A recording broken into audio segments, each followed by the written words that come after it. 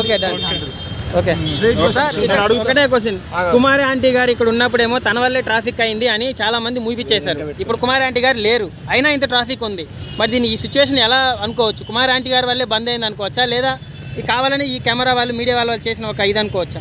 మీరు మీడియా వాళ్ళు వచ్చినా రాకపోయినా కుమారి ఆంటీ ఉన్నా, సుబ్బారావు ఉన్నా, అప్పారావు ఉన్నా, పుల్లారావు ఉన్నా ఏంటి 120 రూపాయలకి వాళ్ళు ఫుడ్ ఇస్తున్నారు.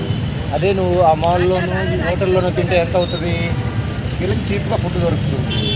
దూరంగా వెళ్ళడానికి కొంత బద్ధకం. I'm not sorry for my words. దూరంగా వెళ్ళి క్వాలిటీ ఫుడ్ ఇంటికి వెళ్ళి తినడానికి గుత్త బద్ధకం. ఇంట్లో వండుకోవటానికి నువ్వు ఎందుకంటే ఎక్కువ భాష వాడటం నాకు కూడా ఇష్టం లేదు. ఇంట్లో వండుకోవడానికి పని జరగదు. వైఫ్ పని చేయాలి, హస్బెండ్ పని చేయాలి, పిల్లల్ని పట్టించుకోరు. ఇంట్లో వండుకోవడానికే చేత కాదు, ఉప్మా చేయడానికి చేత కానీ ఉప్మా లైఫ్లు ఈ ఐటీ సో కాల్డ్ ఐటీ